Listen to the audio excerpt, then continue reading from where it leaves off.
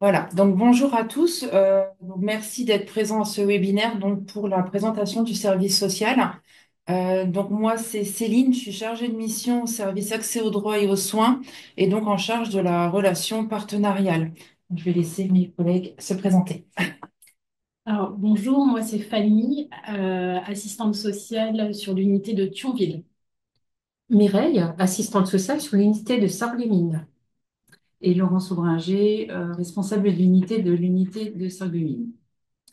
Voilà, je vais commencer la présentation du support. Donc, on est là aujourd'hui à trois et on va vous présenter un petit peu tous nos axes de travail. Vous pouvez avancer, s'il vous plaît. Voilà. Donc d'abord, on démarrera par la présentation de la CARSAT Alsace-Moselle, puis notre service social, quelques chiffres sur l'année 2024, et après on précisera notre intervention, surtout sur nos deux axes principaux qui sont sécuriser le parcours en santé et aussi la prévention de la désinsertion professionnelle. Et au final, on vous expliquera comment nous contacter parce que c'est important. On peut aussi avoir des sollicitations de tous nos partenaires. Donc, les partenaires de la caisse primaire sont également nos partenaires et on vous expliquera dans quel cas. Voilà. Donc, d'abord, la CARSAT Alsace-Moselle. La CARSAT fait partie de la sécurité sociale. Elle exerce une mission de service public et elle est placée sous l'égide de deux caisses nationales de tutelle qui sont donc la caisse d'assurance maladie et la caisse d'assurance vieillesse. La CARSAT est un acteur économique important en Alsace-Moselle et elle verse chaque année 6 milliards d'euros au seul titre des prestations vieillesse. Elle emploie plus de 1020 agents qui sont salariés de droit privé, donc pas des fonctionnaires. La CARSAT intervient dans les domaines de la retraite, forcément, hein, puisque c'est la caisse de retraite, mais également dans la prévention des risques professionnels et dans la santé et l'action sociale. Quand on entend CARSAT, on entend donc CAR, Caisse d'assurance retraite, mais le SAT, donc SAT, c'est la santé, c'est les jeunes, la santé au travail. Donc la santé au travail, est représenté euh, par deux pôles. D'abord des préventeurs qui vont en entreprise et qui accompagnent les entrepreneurs dans les risques, sur leur domaine, mais aussi donc le service social de l'assurance maladie. On a une petite vidéo de présentation de la CARSAT Alsace-Moselle que nous ne pouvons pas vous présenter aujourd'hui parce que techniquement ce n'est pas possible, mais sur le support qu'on vous enverra, vous pourrez cliquer sur cette présentation et, la vidéo se déroulera. Donc notre service social.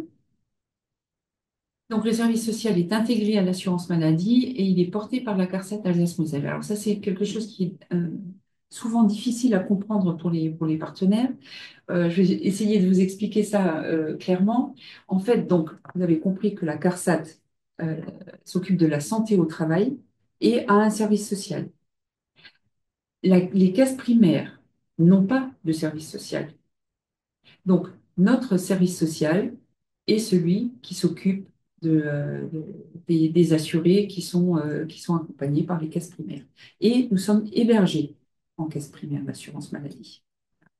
Pour autant, nous n'avons pas d'accès direct à tout ce qui est administratif. On a le même accès que vous, hein, partenaires, surtout ceux qui auront signé une convention avec l'espace partenaire.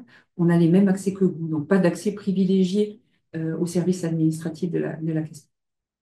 Je passe maintenant à notre territoire d'intervention. Donc, il est étendu sur trois départements, donc la Moselle, le Bas-Rhin et le Haut-Rhin. Euh, nous couvrons donc 2 840 600 assurés protégés et on est décliné donc, sur 8 unités de services sociaux hébergées donc, au sein des caisses primaires. Nous avons 122 agents, dont 84 assistantes sociales et 22 conseillers services assurance maladie qui sont nos anciennes secrétaires médicales. Donc, on a 82 points d'accueil du public, donc 9 dans les caisses primaires et auprès d'autres partenaires, hein, donc des France Services, des mairies, le conseil départemental, la CEA d'Alsace, etc. Donc, quand vous voyez les gros points orange que vous voyez, donc ça, ce sont les unités de service social. Donc, il y en a une à Thionville, une à Metz, une à Sarreguemines. Et les petits points orange que vous voyez sur le département de la Moselle représentent les lieux d'accueil des assistantes sociales pour leur permanence. Vous voyez qu'on essaie toujours de rester au plus près des assurés, sauf, vous voyez, dans le sud du département, vous savez qu'il y a un petit peu un désert. Donc là, on a moins de points d'intervention, mais bien sûr, on s'y consacre quand même. Donc, notre organisation, donc 3 unités. Donc, à Thionville, un manager, Laurence Sacrez, et 7 assistantes sociales et 2 conseillers en service assurance maladie. On vous met à chaque fois le numéro, enfin la balle du service pour que vous puissiez nous joindre si vous avez des besoins. Bien sûr, si vous êtes limitrophe et si vous n'êtes pas directement concerné par le service de Thionville ou que vous avez des doutes, vous pouvez tout de même écrire à cette boîte aux lettres et transmettra à l'unité qui est concernée. Il n'y a pas de crainte là-dessus. Donc, ça domine un manager, c'est moi, avec également l'adresse mail à contacter, 11 assistantes sociales et 2 conseillères service assurance maladie. À Metz, un autre manager, donc Sarah Rambaud, également l'adresse mail, et 13 assistantes sociales et 3 conseillères en service assurance maladie. Quelques chiffres pour 2024 pour illustrer notre activité. Donc, nous avons accompagné 15 554 assurés dans le cadre d'une intervention sociale d'aide individuelle et ou collective, parce que nous faisons également des actions collectives, ce qui représente 46 544 entretiens, toutes modalités confondues, donc des entretiens en permanence et autres lieux de réception, donc que nous appelons des entretiens de visu. Nous avons donc eu 1692 visites à domicile, 17 visio-entretiens. Alors, les visio-entretiens sont possibles pour des personnes qui sont agiles avec la technologie, on va dire, et qui peuvent être sensibles à ça, ou qui sont vraiment très éloignés de nos lieux de permanence, ou simplement qui ne peuvent pas se déplacer pour des raisons de santé. Donc, on y a recours, mais vraiment, c'est un petit peu à la marge. C'est possible quand les accompagnements souvent sont déjà lancés et qu'on connaît les assurés et qu'à un moment donné, ils n'arrivent pas à venir nous rejoindre et que c'est peut-être pour des problèmes de santé aussi difficile pour eux de recevoir du monde, on a recours aux vision entretien. Et sinon, 27 331 entretiens téléphoniques.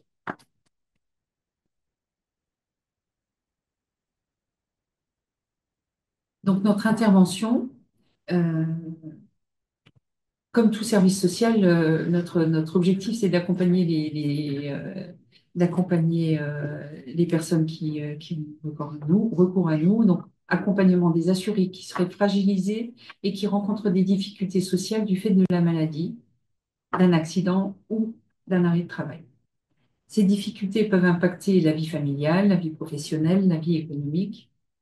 Ce qui est important pour nous, c'est de se mobiliser au plus tôt en proposant un soutien psychosocial pour retrouver des repères et rassurer, une aide aussi pour identifier des solutions, un accompagnement dans la réalisation des démarches, même si je tiens quand même à préciser que tous les accompagnements qu'on peut réaliser euh, dans les démarches, on les fait dans le cadre d'un accompagnement social global.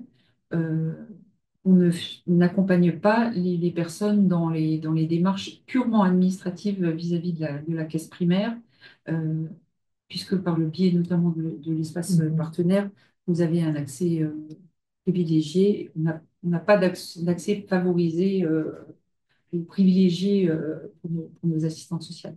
Donc, quand il s'agit logique purement administrative, il vaut mieux orienter vers la caisse primaire. Si la logique, euh, s'il y a une logique administrative corrélée à d'autres problématiques familiales, professionnelles, économiques et autres, là, on peut nous adresser les assurances. Alors, et juste une petite précision au niveau de l'espace partenaire. Donc, beaucoup d'entre vous ont signé une convention, ils sont donc habilités. Donc, c'est toujours dans les situations d'urgence, hein. Quand la personne n'est pas autonome dans ses démarches ou que voilà, il y a une urgence pour X raisons qu'il faut passer. C'est pas un canal lambda, on va dire. Voilà. Ok. Donc, l'objectif, c'est de donner les clés à la personne accompagnée pour l'autonomiser et pour favoriser sa confiance. Alors, les sollicitations, comment arrivent les sollicitations de notre service? Donc, par les partenaires, après détection d'une problématique sociale. Donc, ça peut être le service social, le service médical, pardon, de l'assurance maladie, la caisse primaire, bien entendu, les médecins du travail, les médecins traitants, les médecins même spécialistes, d'autres travailleurs sociaux, la personne elle-même, et bien sûr les autres partenaires, et peut-être notre intervention se déroule principalement sur deux axes qui représentent des enjeux majeurs pour l'assurance maladie. Le premier axe, c'est la sécurisation des parcours en santé. On va vous décliner très exactement ce que c'est, et aussi la prévention de la désinsertion professionnelle. Donc, c'est Dame pour vous expliquer chacune un des axes. Euh, et vous pourrez poser des questions à l'issue de chaque présentation d'axe. Ce sera peut-être plus simple. Hein. Donc, moi, je vais vous présenter notre première grande mission, qui est la sécurisation des parcours en santé. Alors, notre mission est d'accompagner les assurés qui sont du régime général, local, hein, pour beaucoup ici, mais également les travailleurs indépendants maintenant, les contractuels de la fonction publique, mais pas les titulaires, hein, puisque eux bénéficient d'autres types de prestations et d'autres types d'accompagnement qui sont confrontés à des difficultés sociales du fait de leur maladie. Alors, dans quel type de situation on peut se poser la question? C'est lorsque l'état de santé de la personne a des répercussions et des conséquences sur sa situation sociale. Par exemple, pour des assurés qui sont atteints de pathologies lourdes et évolutives, alors beaucoup sont en arrêt maladie, hein, qu'on rencontre, mais peuvent également être en invalidité ou dans d'autres types de prestations, hein. On vous présentera quelques exemples ensuite qui illustreront un petit peu ces points-là. On rencontre également les assurés qui sont identifiés en difficulté sociale suite à une sortie d'hôpital. Alors, plus particulièrement pour les personnes non retraitées, mais également dans certains types de situations pour des personnes retraitées. Des assurés aussi qui renonceraient à leurs soins parce qu'ils ont des freins psychosociaux ou qui connaissent une situation sociale complexe. Alors, on les accompagne grâce à notre écoute, à notre soutien. On les rencontre soit en permanence, hein, comme vous l'a dit Laurent, soit en permanence, soit en visite à domicile, soit en entretien téléphonique, pour qu'ils puissent évoquer un petit peu ces conséquences de leur maladie sur leur situation personnelle et d'aborder les difficultés rencontrées. On fait vraiment une évaluation sociale globale, hein, à ce moment-là. On les informe également sur leurs droits, sur les aides adaptées à leur situation et on les accompagne dans les démarches. Alors, on ne fait pas purement effectivement les démarches administratives, on aide dans les démarches administratives lorsqu'il y a un accompagnement global, hein, de notre service, d'où l'insistance aussi un petit peu, hein, pendant ce webinaire pour vous dire qu'on intervient effectivement dans un cadre global et non pour une situation uniquement administrative qui poserait une difficulté et que la personne en fait est en capacité de la réaliser elle-même. Alors, on va vous présenter des exemples, hein, qui illustrent un petit peu ce parcours de soins. Alors, ces parcours en santé. Alors, on a différentes offres de services à l'intérieur, hein, de ce qu'on appelle la sécurisation des parcours en santé. Alors, la première offre concerne les assurés qui sont en situation de renoncement aux soins lorsqu'il y a des freins psychosociaux. Alors, ce sont des assurés, avant que je vous présente l'exemple, ce sont des assurés qui nous sont signalés par la mission d'accompagnement santé, qui est un service de la caisse primaire, hein, d'assurance maladie, qui a des signalements de personnes qui vraiment renoncent à leurs soins, qui sont là pour fluidifier les parcours de l'assuré, faciliter l'ouverture parfois de certains droits, hein, des personnes qui, par exemple, n'arriveraient pas à accéder à un complémentaire santé, les aider par rapport à la complémentaire santé solidaire, par exemple, donner des aides exceptionnelles pour le financement de certains types de soins, par rapport au budget d'action sanitaire et sociale. Mais ce service de la mission d'accompagnement santé nous signale les personnes lorsqu'il y a une difficulté sociale complexe, lorsque eux ont fait une première évaluation et où il y a besoin d'une évaluation sociale ensuite. Alors, si je prends l'exemple qui vous est cité sur le document, on peut prendre l'exemple de Catherine, qui élève seule ses 3 enfants. Alors, cette dame, elle a des soins urgents à effectuer et elle a été accompagnée par la mission d'accompagnement de la CPAM. Elle est isolée et elle doit trouver un mode de garde pour pouvoir réaliser ses soins puisqu'elle vit seule avec ses enfants. Par ailleurs, Catherine se préoccupe aussi beaucoup des conséquences de sa maladie, notamment par rapport à un diagnostic annoncé et des traitements prévus qui sont lourds pour elle. Donc, dans cette situation-là, effectivement, nous, service social, on va effectuer une évaluation psychosociale globale. Et on va aussi réorienter cette personne auprès des services TISF, techniciens de l'intervention sociale et familiale, pour qu'il puisse y avoir une aide mise en place pour la prise en charge des enfants, pendant effectivement l'hospitalisation de la maman. Donc là, on fait effectivement appel à un partenariat plus large et on fait appel à des partenaires plus larges. Et c'est dans ces situations-là, effectivement, que la mission d'accompagnement santé nous signale des situations. On a pu avoir l'exemple aussi d'autres situations où on a fait des aides complémentaires, par exemple à la Ligue contre le cancer, à des situations sociales plus complexes qui nécessitent un partenariat plus global, où on met en place un plan partenarial plus global. Donc c'est vraiment des situations qui nous sont orientées par un service, qui s'appelle la mission d'accompagnement santé. Alors, l'offre 2, c'est lorsque les assurés sont impactés par les conséquences de la maladie. C'est la plus grosse majorité, des assurés qu'on rencontre. Alors, si on prend l'exemple effectivement de Mehdi, qui est un travailleur indépendant, mais qui pourrait également être un salarié du privé ou encore un contractuel de la fonction publique, voire dans certains types de situations, ils peuvent également être demandeurs d'emploi. Ce sont des assurés, lui, il est en arrêt maladie depuis 3 mois. Alors, on les rencontre effectivement souvent au bout de 3 mois d'arrêt de travail, mais il y a aussi des demandes spontanées qui peuvent intervenir tout au long, de l'arrêt de travail, où les personnes ont des questions après 18 mois d'arrêt, après 2 ans d'arrêt. Voilà, il n'y a pas de moment. C'est vraiment, parfois, il peut y avoir des demandes spontanées à tout moment, pendant l'arrêt de travail. Et dans ce type de situation, on va effectivement mener un entretien d'aide, déjà sur les conséquences de la maladie au quotidien de la personne. On va faire un travail sur le deuil, travailler sur les changements des habitudes quotidiennes, parce que effectivement, avoir le diagnostic d'une maladie, c'est pas évident. Il faut que les personnes s'adaptent. On va également expliquer les décisions administratives, notamment celles en lien avec l'assurance maladie. Par exemple, expliquer l'ouverture des droits aux indemnités journalières, parce que parfois les personnes ont des questions par rapport à ça ou ont des non-ouvertures de droits dans certains types de situations, ou des questions sur la consolidation lorsqu'il y a un accident du travail ou une maladie professionnelle.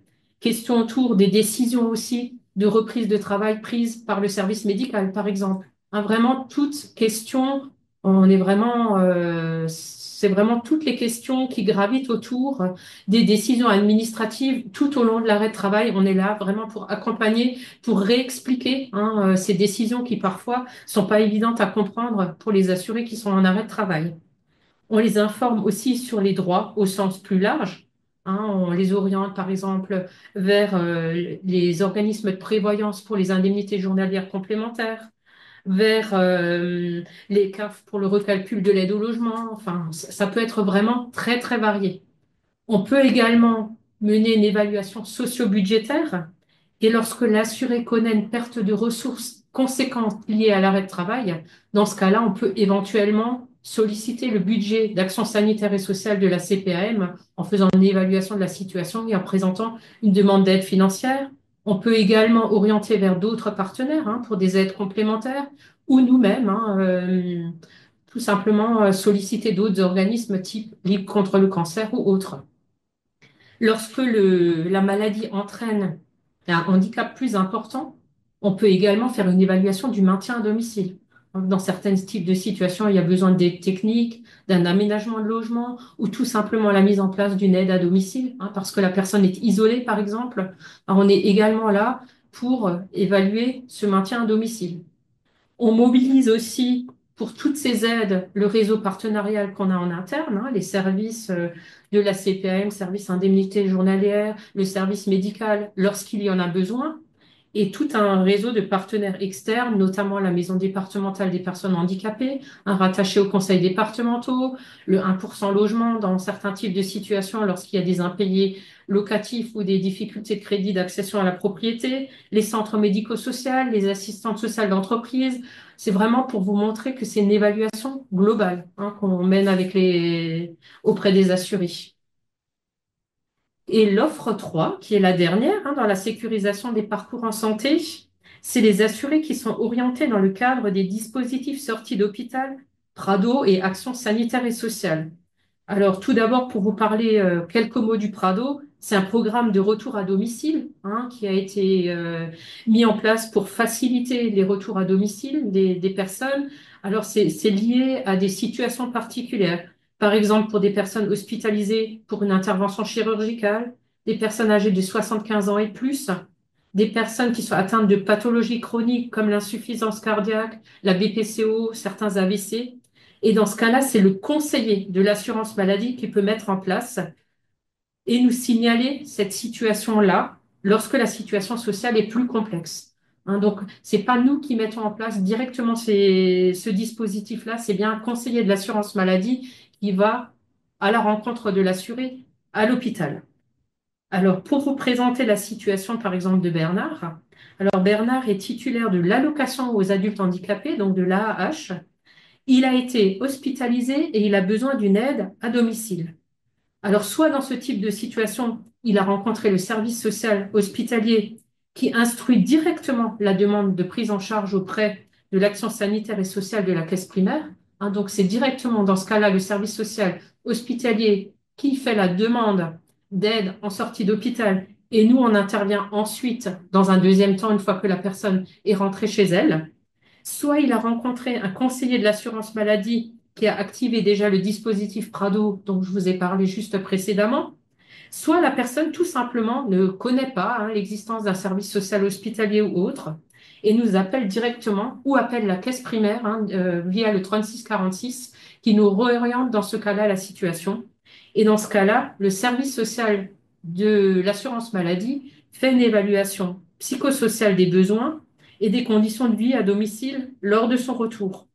Alors, il faut savoir il y a des dispositifs de sortie d'hôpital, hein, qui sont rattachés, qui existent, hein, mais les critères varient chaque année en fonction des priorités, hein, qui ont été fixées par les caisses nationales d'assurance maladie et en fonction des budgets, hein, d'action sanitaire et sociale de chacune des caisses primaires, hein. Donc, on ne va pas les détailler effectivement aujourd'hui, hein, parce qu'ils peuvent varier d'une année à l'autre, d'un moment à l'autre.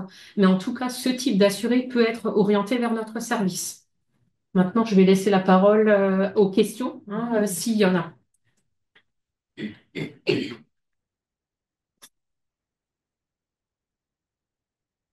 On va attendre un peu, voir si effectivement il y a des questions dans le chat.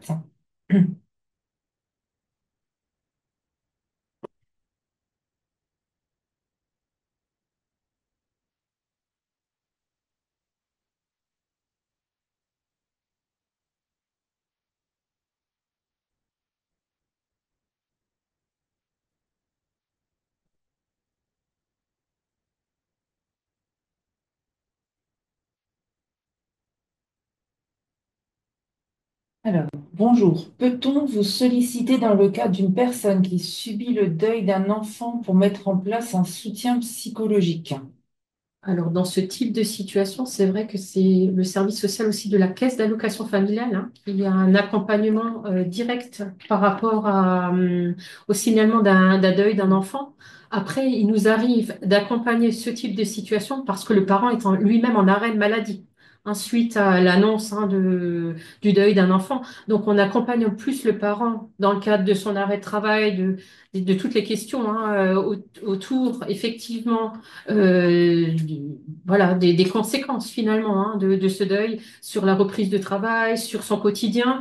Mais le service social CAF a une offre de services spécialisée dans ce sens-là. Ensuite, pour l'offre 3, y a-t-il une condition de ressources? Alors, pour la sortie d'hôpital, il y a un dispositif pour l'instant qui est 10 heures gratuites, en sortie d'hôpital pour les personnes qui ont été hospitalisées au moins 24 heures, mais qui sont isolées, où il doit y avoir vraiment une condition d'isolement. Par contre, pour la poursuite des heures au-delà des 10 heures, il y a une condition de ressources à partir d'un calcul, d'un quotient familial.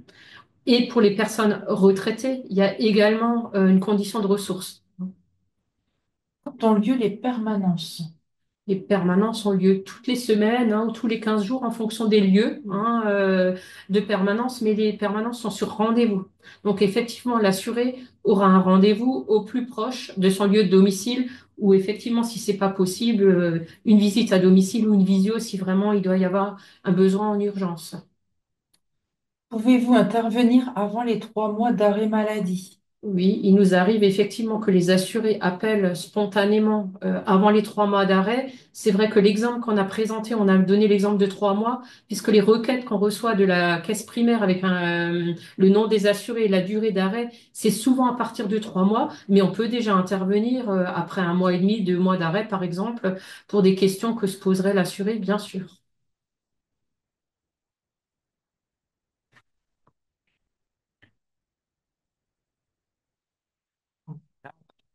Peut-être encore quelques minutes pour vous laisser le temps d'écrire si jamais il y en a encore. Après, bien sûr, si ça vous vient après le thème là, vous pouvez toujours reposer des questions.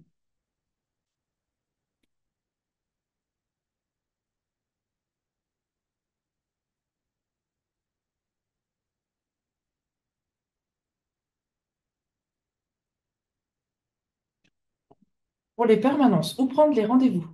Alors, soit en appelant le 36 46 et bien insister pour dire service social, puisque c'est un système de reconnaissance vocale. Il y a des personnes effectivement qui sont orientées par les partenaires qui nous écrivent directement via les adresses mail que vous a présenté Laurence tout à l'heure dans le déroulé du PowerPoint.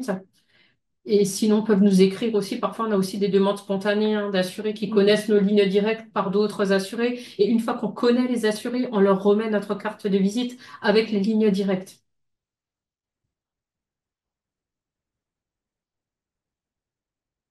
N'hésitez pas à solliciter les adresses mail que je vous ai communiquées, et encore une fois, euh, vous- adressez-vous à celle que vous pensez être celle de votre territoire. Et si ça n'est pas le cas, elle sera réorientée vers le bon territoire et vous aurez une réponse rapide, hein.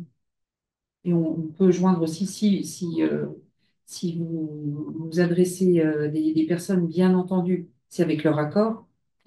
Et du coup, si vous nous donnez les coordonnées téléphoniques, on se met rapidement en contact avec l'assuré pour fixer le rendez-vous qui convient le mieux à la situation. Est-il possible d'avoir les adresses mail? Je suis arrivée un peu en retard. Ouais, vous Elles aurez sont, le support. oui, vous aurez le support et elles sont quasiment en introduction de la présentation de nos axes. Vous aurez les trois grandes adresses génériques, hein. Voilà, en fait, j'ai vos adresses mail des personnes qui sont inscrites au webinaire et j'enverrai en fait le support avec le lien qu'il y aura sur YouTube dès qu'il sera disponible. En général, ça met quelques jours, début de semaine prochaine, je pense que vous aurez tout. L'ORC dépend de quel site de la CPM? CPM de Sarrebourg, on fait nos permanences sur le site de Sarrebourg.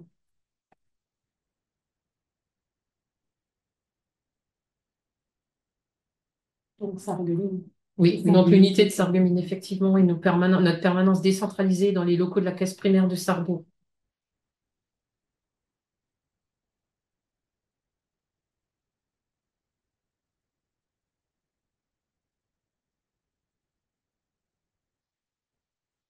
Vache. Ah, c'est encore une question. Merci. Voilà, donc je pense qu'on peut continuer. Donc s'il y en a entre-temps des questions qui reviennent, Bien sûr, on les bien sûr. reprendra ensuite. Ah, si, peut-être encore une. Ah, pour le Prado, auprès de qui s'adresser?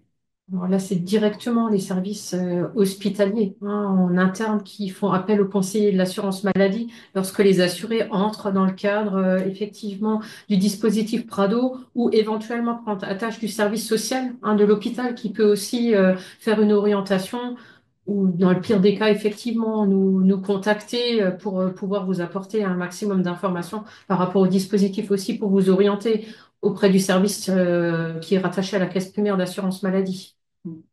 Je ne voulais pas présenter tout à l'heure en introduction, mais donc on réalise des accompagnements seuls avec les assurés, mais on fait des co-accompagnements aussi avec des partenaires externes, notamment très fréquemment le conseil départemental.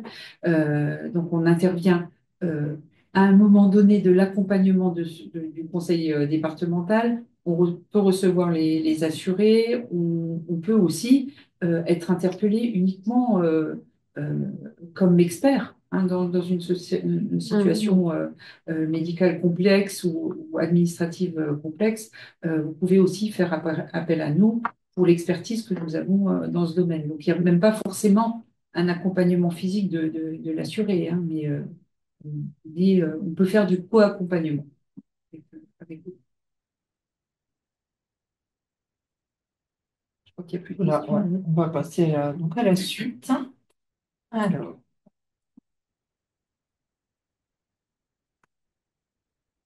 Donc, je vais vous présenter notre axe 2, qui est la prévention de la désinsertion professionnelle. Donc, c'est la prévention du risque en fait de perte d'emploi d'un salarié à la suite en fait d'un problème de santé. Ça concerne les publics, donc le public concerné et donc les assurés salariés, pardon, ou travailleurs indépendants qui est en arrêt de travail, en accident du travail ou bien en maladie professionnelle et qui se voit à un moment donné confronté à des difficultés prévisibles par rapport au retour à l'emploi en fait. On propose, nous, service social, donc un accompagnement social personnalisé, séquencé, c'est-à-dire qu'on peut proposer plusieurs rendez-vous à des intervalles que nous, on estime, voilà, on évalue en fonction de la problématique de la personne. Là aussi, du coup, on valorise les potentiels de l'assuré et on favorise sa capacité à se projeter au-delà de l'arrêt de travail. L'objectif de cet accompagnement en PDP, donc, c'est de détecter les situations de rupture de droit, que ce soit par rapport à des problèmes d'indemnité journalière ou d'autres droits qui ont été coupés, d'incompréhension, d'isolement qui conduisent à l'aggravation de la situation et à leur précarisation.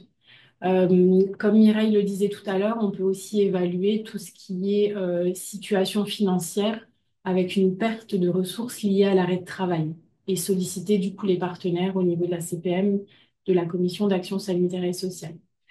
En PDP, on identifie aussi précocement les freins, les obstacles et les situations à risque pour le retour à l'emploi pour l'assuré. On anticipe le retour sur poste pour favoriser le maintien en emploi et éviter les licenciements.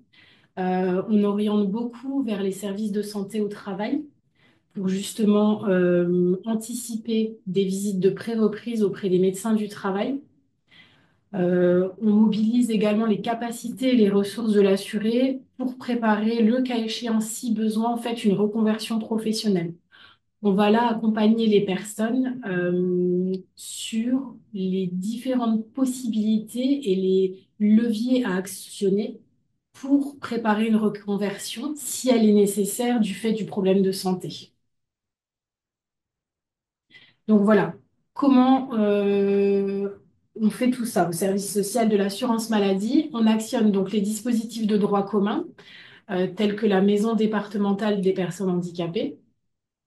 On réalise régulièrement avec les assurés des demandes de reconnaissance qualité de RQTH, reconnaissance qualité de travailleur handicapé.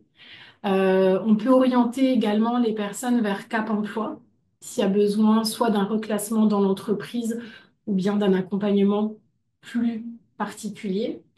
On peut ouvrir avec les personnes également le compte personnel formation, le CPF. On peut orienter également vers la transition professionnelle. On s'adapte vraiment en fonction des situations et on voit ce dont la personne a réellement besoin en fait, hein. Comme je vous l'ai dit tout à l'heure, on collabore aussi beaucoup avec les services de santé au travail, avec les médecins conseils également des CPM, avec les hôpitaux de jour, les centres de rééducation et de réadaptation, la médecine de ville et encore d'autres partenaires en fait qui peuvent exister.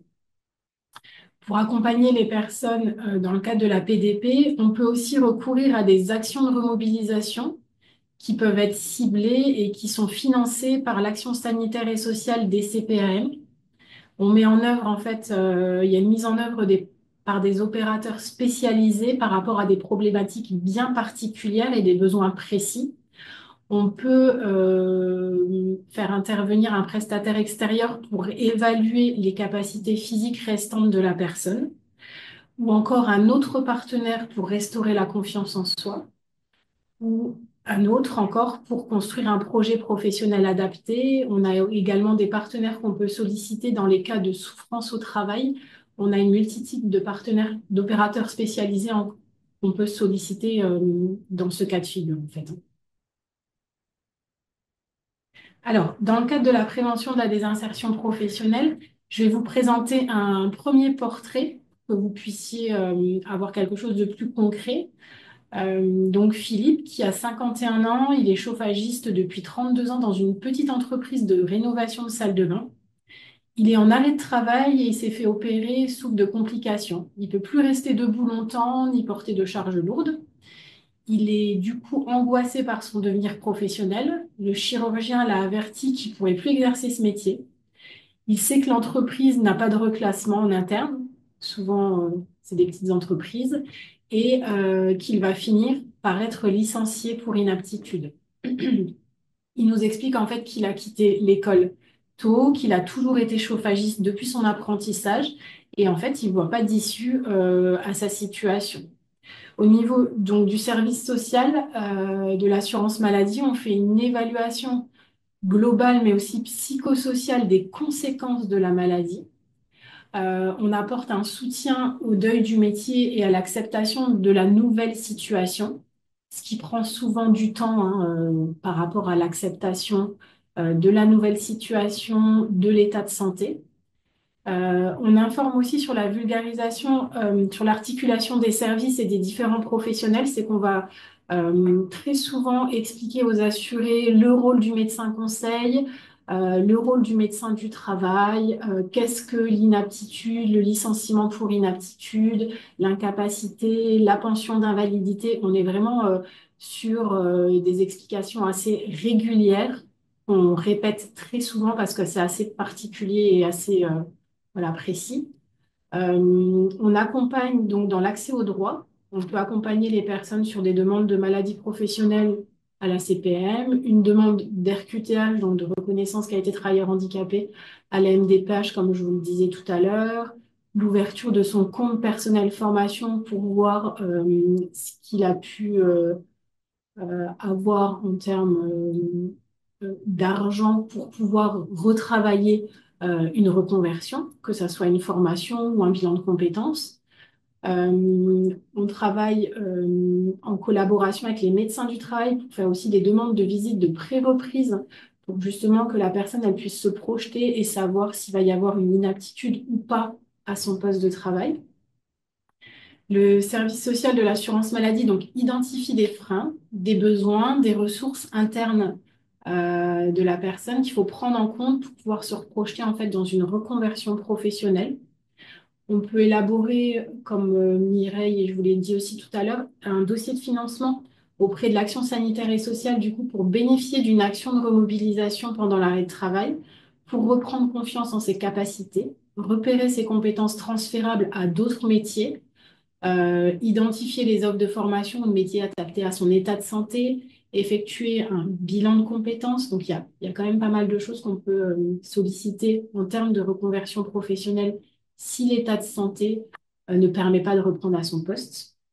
Et du coup, on se met, nous, à disposition de manière personnalisée tout au long des étapes de son parcours. C'est-à-dire qu'en fonction de l'évolution de l'état de santé et des besoins de la personne, on va pouvoir la recevoir soit en entretien en permanence, soit en visite à domicile, aller en visite à domicile.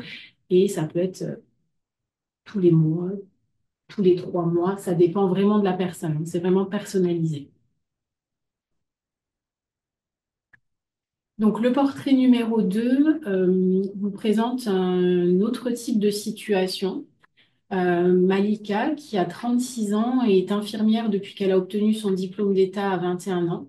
Elle vit avec son époux et leurs 2 enfants dans un pavillon en accession à la propriété. Elle travaille depuis 5 ans en horaire posté dans un service de réanimation d'un hôpital privé de la région. Elle est donc en arrêt de travail. En effet, du coup, elle explique qu'elle a toujours exercé son métier avec passion, mais que la crise sanitaire du Covid a bouleversé les organisations du travail, a bouleversé ses repères et qu'elle est arrivée à une situation d'épuisement professionnel et de saturation. Elle culpabilise d'être en arrêt vis-à-vis de ses collègues et elle ne sait pas comment elle pourra réintégrer son poste. Elle dit se sentir seule. Elle consulte un psychiatre 1 fois par mois et elle n'a pas l'impression d'avancer. Donc, dans ces situations de souffrance au travail, on propose un entretien d'aide et d'écoute empathique. On recueille l'expression des émotions, du sentiment, de la perte de sens, de la détresse psychique. On identifie, comme pour la première situation, les freins, les besoins, les ressources internes de l'assuré. On sensibilise également au rôle de la médecine du travail dans les situations de risques psychosociaux.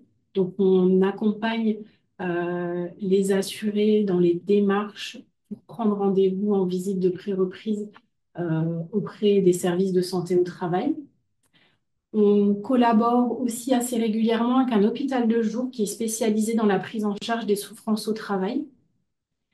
On évalue l'opportunité d'un cycle de consultation avec une psychologue du travail financée par la CPM. Donc là, c'est toujours avec un financement de l'action sanitaire et sociale de l'assurance maladie.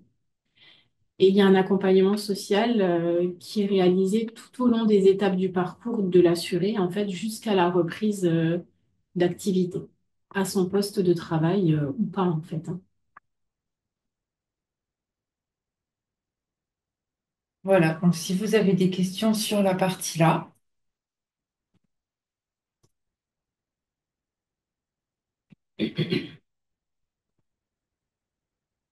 Ce qu'on peut dire peut-être en résumé, en attendant que les questions arrivent, c'est que dès lors qu'il y a un doute sur la reprise de travail, que ce soit à son poste dans l'entreprise, à un autre poste dans l'entreprise, ou même dans le métier exercé Mm. jusque-là, euh, on peut nous adresser Mm.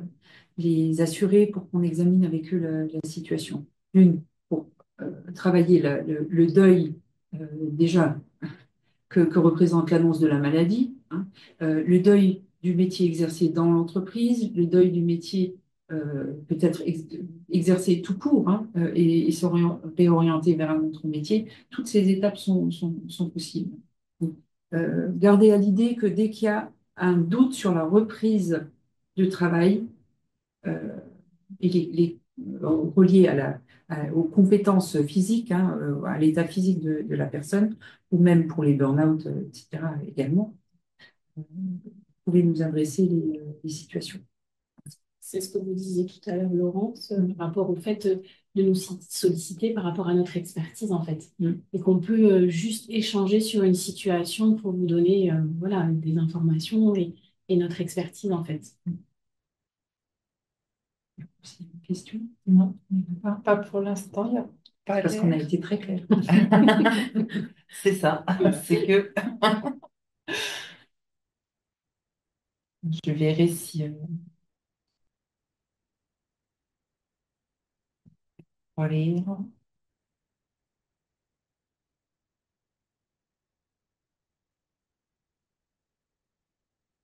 Du coup, on continue. Si Oui. jamais il y en a, on reviendra dessus, hein. Mhm. Il n'y a aucun souci. Alors, Voilà, donc une dame demandait tout à l'heure comment nous contacter. Donc au début du PowerPoint, vous avez les adresses mail de chacune des unités. Et on va vous présenter maintenant le numéro que vous peut composer l'assuré qui veut nous joindre, mais tout partenaire, hein. C'est le 36 46. C'est un service gratuit et il est essentiel quand vous avez le 36 46 et que vous voulez pardon, joindre le service social de dire service social. Il faut exprimer la demande, donc service social. Et donc là, vous êtes orienté vers une de nos conseillères euh, qui pourra répondre à vos demandes. L'accueil téléphonique du service social est ouvert du lundi au vendredi de 8h30 à 12h et de 13h à 16h30. Donc, souvenez-vous bien, 36 46 et dites service social. Voilà. Merci pour votre attention. On espère qu'on a répondu à vos attentes et n'hésitez pas à nous solliciter si vous avez des besoins. Ben, je vous dis merci encore de votre participation et donc bonne journée. Merci, bonne Merci, journée. bonne journée.